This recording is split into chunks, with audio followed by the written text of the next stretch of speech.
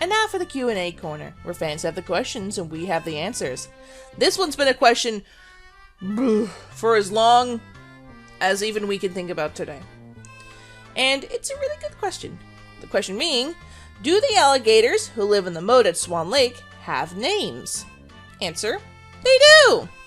The original script did not name the gators, but the artist who painted them did. The names were given to them during the production of the film. Written on the model art cells of them are Skinny and Fatty. We think these adorable names make the chompers even more cute than scary, though we doubt JeanBob would agree. This one, I know I keep saying it every time, but I literally cannot stress how much this has been asked over and over and over, and even I've thought about it, so now we finally getting to it. So, it's shown at the beginning of the first movie that Derek is a little older than Odette, since she's a newborn baby when he's old enough to walk. Question being, what exactly is the age difference between Odette and Derek, and how old were they in each of the stages of their life during the song This Is My Idea?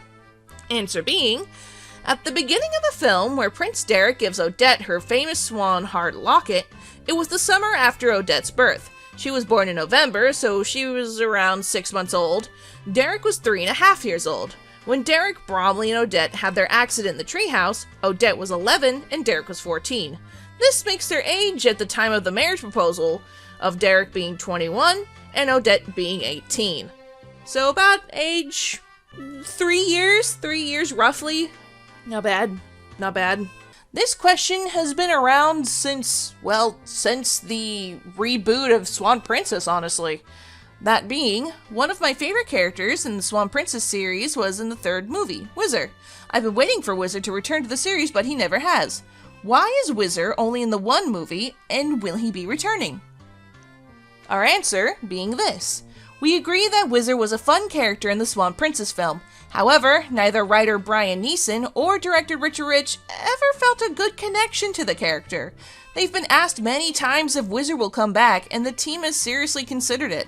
But Brian and Richard had never been successfully able to incorporate Wizzard into the story again, and honestly don't think it'll happen in the future. This question was emailed to us from Emma. She asks, Odette's dress is a beautiful green and white. I know white was chosen to symbolize the swan, but is there a special reason why green was chosen? Green's my favorite color, so I love this, she says. We asked animator Steve Gordon, and he said while many people were involved in the decision of Odette's wardrobe colors, all the colors were inspired by the lake. The greenery, the blue water, and even the white reflection of the moon all played a part of the design. Slowly through the films, Odette's dress color shifts from the original white and green to shades of blue, just as the colors of Swan Lake changes with the seasons. This month's question comes from us from a fan on Instagram. Hey man, what's up? Their question is Rogers a butler, a musician, a valet, or what is his job exactly? The answer?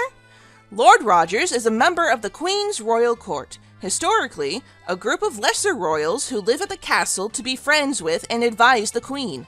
Rogers' and Roberta's close friendship, and in later films romance, allowed him to also take on the roles of musician, inventor, and educator to both Prince Derek and later on the line, Princess Alise. The castle at Chamberg wouldn't just be the same without Lord Rogers' crazy antics keeping things exciting. This month's question comes from a fan through email. Question being, is the character Whizzer based on some sort of Dom DeLuise character? Our answer, our writer, Brian Neeson, says, I don't specifically remember channeling Dom DeLuise, but I was a big fan of his. Dom DeLuise was everywhere in the 70s and 80s, and Whizzer is a dead ringer for Dom's nervous put-upon characters. Good catch. So I don't think it was based on anybody, but it was inspired by Dom DeLuise's portrayals himself. Yeah, awesome. This month's question comes to us from a fan through email. The question being, do you sell the painted backgrounds from the Swan Princess films, or do you only sell the art cells in pencil sketches? Our answer? We don't sell the hand-painted backgrounds from the films, although someday we may, but it would likely be an auction.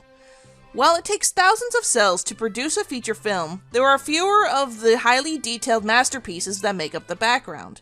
One of the primary artists that created our backgrounds is Donald Townes, a highly talented classical painter.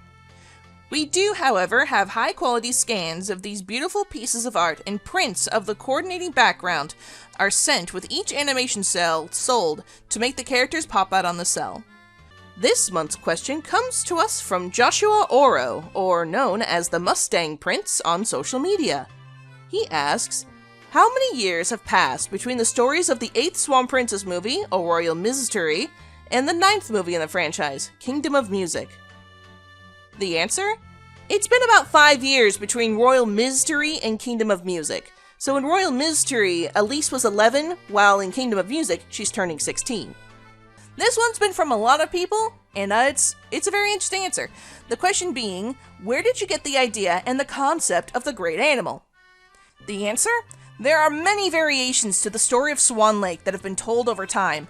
In the 1877 version, an owl carries away Odette's crown from the lake, resulting in her death.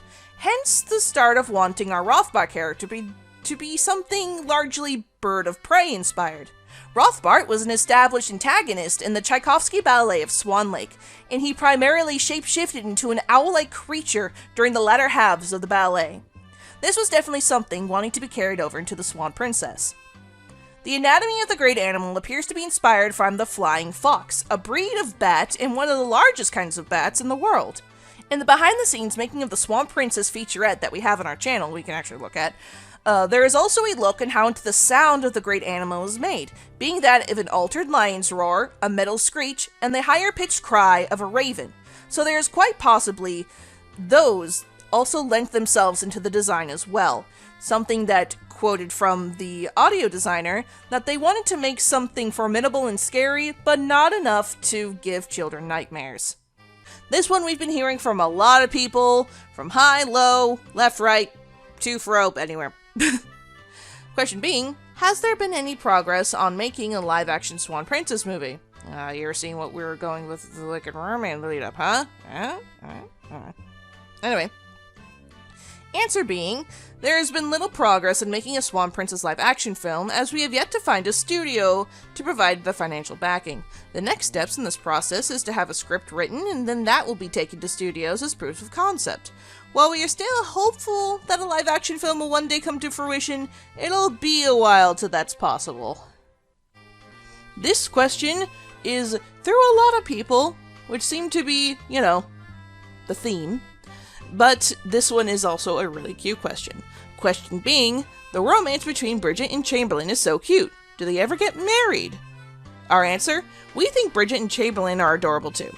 We have heard rumors around the Swan Lake that there may be a wedding happening soon, but you'll just have to keep an eye on Odette's diary to find out the details.